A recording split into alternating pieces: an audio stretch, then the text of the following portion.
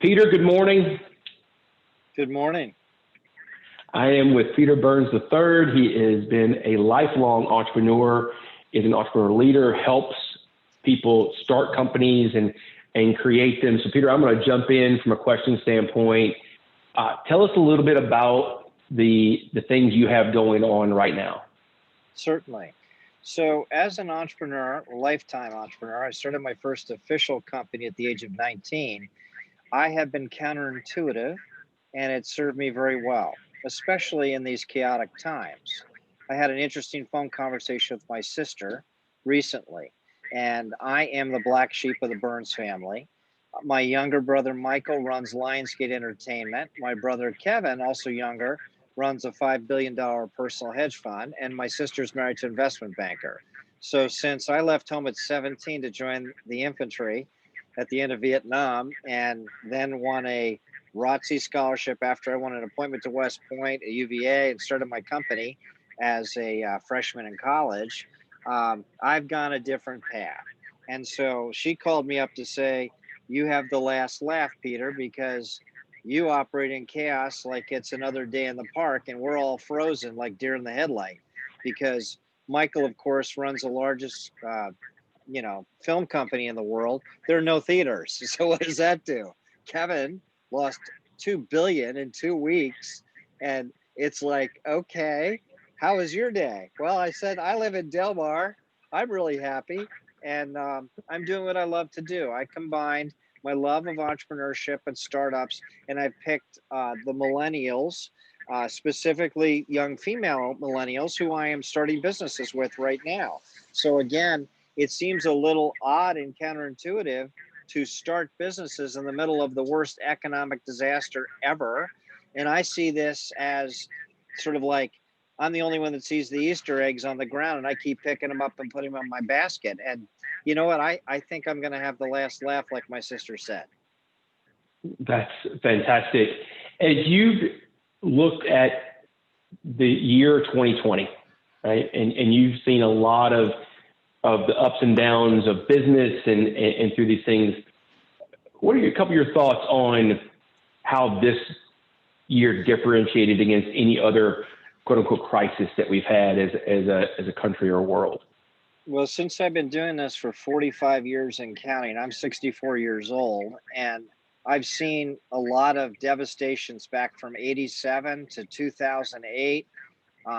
There are bumps all along the way, and I've disregarded most of them because as an entrepreneur, I can bob and weave with the best of them. And since I am not static and not tied up and I don't have anyone to account for except myself, I'll just do what it takes to change on a dime. And I think that people have to understand that this is such a devastating, nearly extinction event. It's never going back to what it was. So get rid of your preconceptions that this is going to return and they're going to magically solve, COVID. No, they're not. And there's going to be something behind it. We have to get used to bobbing and weaving. All of us have to do that. And we have to actually create a new normal because it's never going back to what it was before. So figure out your skill sets, start some new ones, have a side hack, figure out different pools of income, even if they're small. By themselves, they add up to replace your income or exceed your income. Be your own boss because there's no going back to the job market that it was before. Fantastic advice. As you're leading and mentoring entrepreneurs in different companies, how are you helping them prepare for 2021?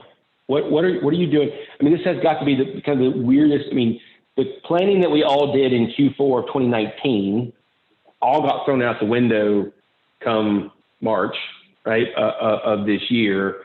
How has planning been different this time around? Well, there was an old saying I used to adhere to, and it was, how do you make God laugh? Make plans. And that's true in so many different ways, especially now.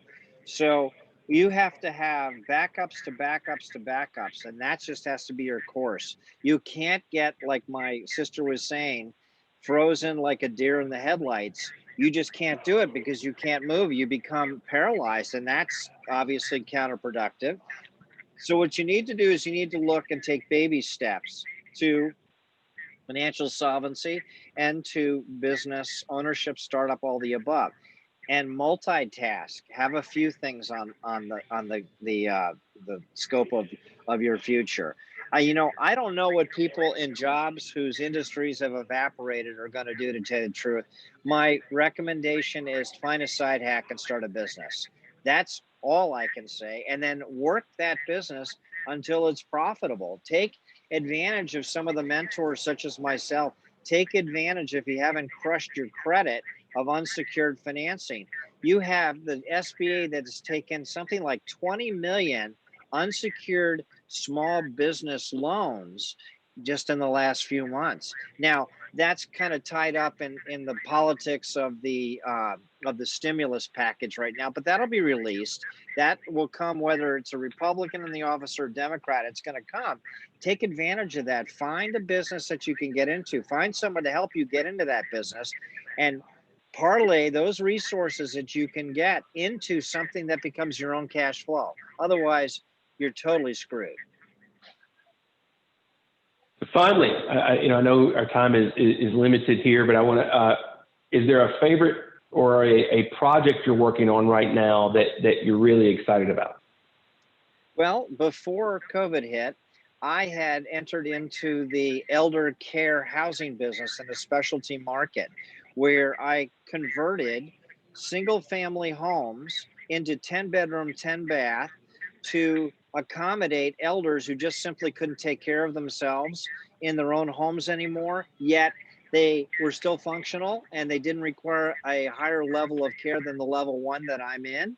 And I positioned these homes inside a very large retirement community, so I could kind of do the aging at home scenario, where they lived in their retirement community, couldn't quite take care of themselves any longer, and could move into the same neighborhood with the same familiarities, with the same amenities and everything else. So it gave them a level of comfort. So I built this into a Del Webb community, which is owned by Pulte Homes. There's 40,000 homes in there.